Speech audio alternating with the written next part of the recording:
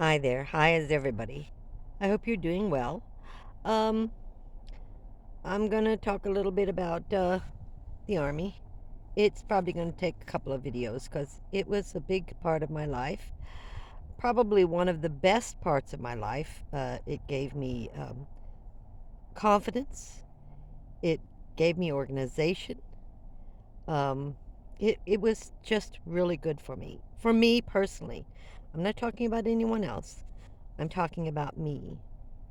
I socialized with lots of women and men. It was an excellent experience and an excellent learning experience for me. Now, you have to remember in the 60's, it was totally different. We didn't shoot guns, we didn't wear pants, we ironed our skirts, we studied, we took self defense, and that was it. They didn't. We didn't bivouac like they talk, or heavy packs and walk for miles. We didn't do any of that. No, we stayed in classrooms. Again, no pants, just skirts, and that was it. So boot camp was a surprise, and for me, very difficult at first because I'm kind of free bird, whatever. And so my second or third day, they have huge buffers. I don't know how to even describe them. They're so big, and they have long halls and three-story high barracks.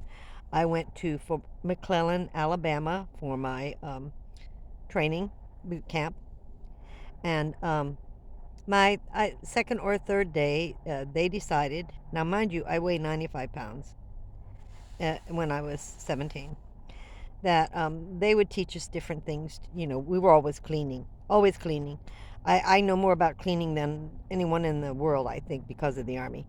But so they put me on a buffer on the third floor, this huge long hall, and I was supposed to buff it.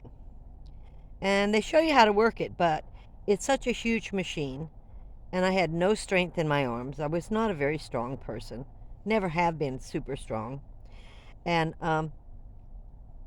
the end result was that I got too close to the stairway, and it took me down to the next level landing. The machine was broken, and I was punished. So I had KP, which is kitchen duties. Okay. So when they feed the troops, you have to go clean the kitchen and the dishes and everything. Um, my commander said when I graduated, I had more KP than anyone she'd ever had, and I did. I did break two of their machines. Um, was not very, how do I want to say it, skilled in many things. And I didn't, I didn't know a lot about left and right. When we'd march, I pretty much destroyed the marching for a long time. And I get KP and KP and KP and KP. And it was just on and on. I was always in trouble. I never did anything right. So they taught me many lessons, and one was my marching was terrible, and they couldn't break me from the marching. So, doing it the wrong, I just didn't, I just wasn't paying attention. I don't know. I wasn't focused. So they decided one night that I had three people that would watch me, and they gave me a rock from my right hand, and they said, "You have to sleep with this rock. You cannot drop this rock during the night. We will be checking you every hour on the hour." I don't know if they checked me every hour on the hour, but they woke me up a lot of times because I kept dropping the rock. So this went on a couple nights in my right hand. And I then started spending, instead of riding home, I was outside marching, trying to figure out what was my left from my right, practicing marching. And I finally got it. I finally got it. I became coordinated. When I left, I had very high marks out of boot camp, and my scores were extremely high, and I was promoted. When I left, in the 2 years, I made E5, which you start out as a 1 and go up to E5. Um, Then they sent me to Fort Gordon, Georgia, for communication school. We learned how to do Morse code, and we didn't get the top security, but we got security clearance. And we also were trained on telephone operators. So you know the old boards where you that's what we were trained to do. And then after that, I believe that was 6 months. Anyway, then I was sent to Fort Ord, California. I mean, there's a lot in between, but it's of no importance. Um, and there, I decided that I didn't want to be a telephone operator. They weren't going to let me do Morse code, so I wanted to be a troop carrier driver. And I went to. I was such a troublemaker. I went to the school.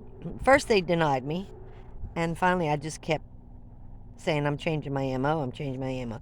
And they did allow me to be trained to be it's either a 1 ton or a 2 ton. Again, my memory's not great.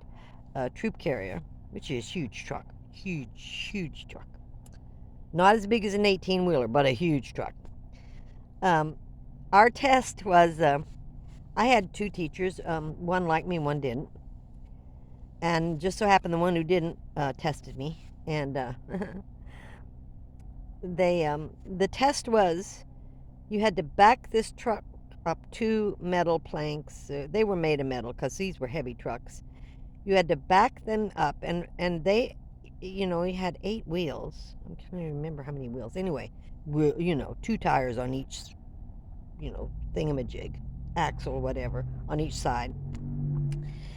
I had to back that truck up to a platform, park it, and then back it down the other side. That was the final test.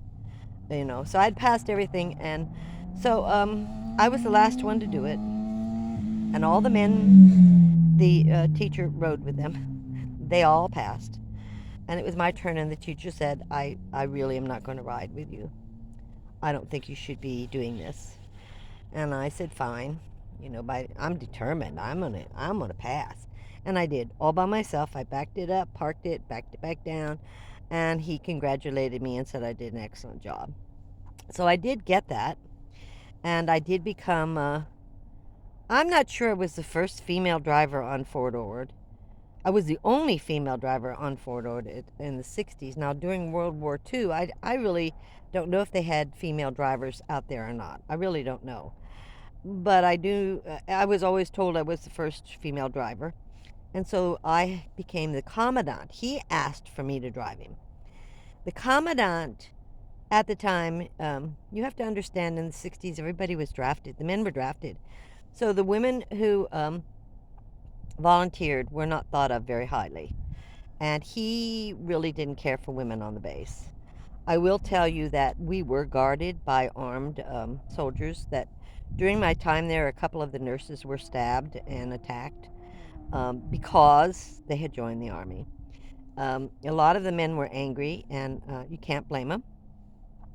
It was just a difficult time for everyone. And so, but think about it. We're being guarded by the men who are attacking, by the sex that's attacking us. Not all of them, but you know what I'm saying. That was a safe atmosphere. Yeah, sure.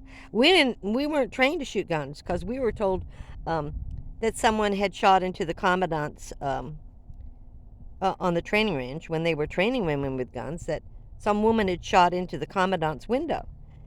And my comment, and I had to have KP after that, was, well, why would you have it so close to the commandant's building? A firing range? Why would you? So I didn't believe it. But make a long story short, so none of us shot guns. None of us went through all of that. Totally different now. So the commandant disliked the women being there on the base. He was quite honest about it. And when I came to pick him up, I only drove him once. It was a total disaster because he made me nervous, and he started yelling at me that I couldn't open his door. I have to open his door. That's my job.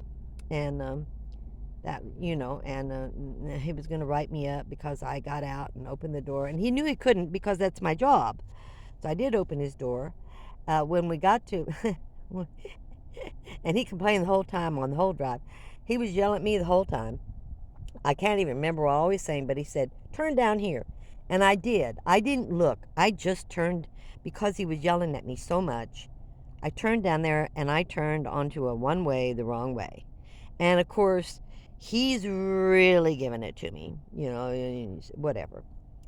So, I got into the parade grounds in my parade dress. I have a picture of that. I'll have to find it. Um, and that was the end of that. I never drove again because I drove that one way street the wrong way. He told me to. So it was, you know, it was interesting. It was an interesting time. I then became a telephone operator and then a typist until I left.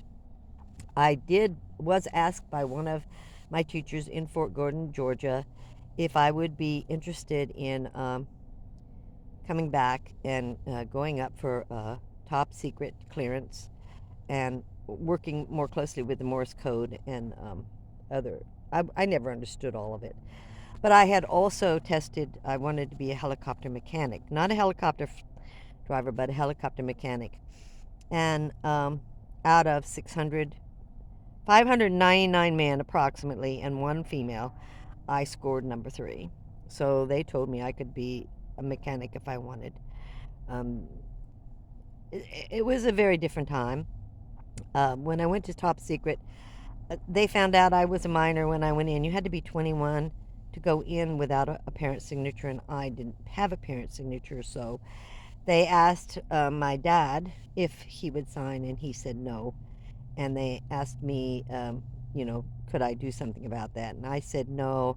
I think it's time to get out. So I was in for about 2 years. I only had maybe two and a half. I had maybe 6 months left of my sign up period, and when I was talking to the mechanic school, they said I had to sign up for 6 years, and I wasn't too thrilled about that. And I had to sign up for a bunch of more time for this Morse code stuff, and I just said no, I'll get out. So it was very good. The military was very good for me. I'm I would think it would be very good for a lot of people. It teaches you so much in confidence. And, again, that time was very different. Now, women drive tanks. Oh, I'd love to do that. They drive tanks and they fly and they do everything. I don't know if I could physically pass it, when I was 95 pounds. I don't know if I was physically fit to pass today's military. Trust me, these people, they're special. You know, they go through a lot to become a soldier, no matter whether it's whack or wave or they go through a lot. So I respect everything they do, and they do put themselves in harm's way, and it, it needs to be respected and appreciated for what it is. It was a different time. Again, I'm going to say a very different time. I learned very much, and it was probably one of the best things I ever did in my life. So I'm going to end it with that. That was the end of my military career. There was a lot that went on. I was uncoordinated, unfocused, undisciplined. They had a lot, they had their hands full with me, and I'm sure they do with a lot of people. You know, I just happened to be one of those that just really needed special attention.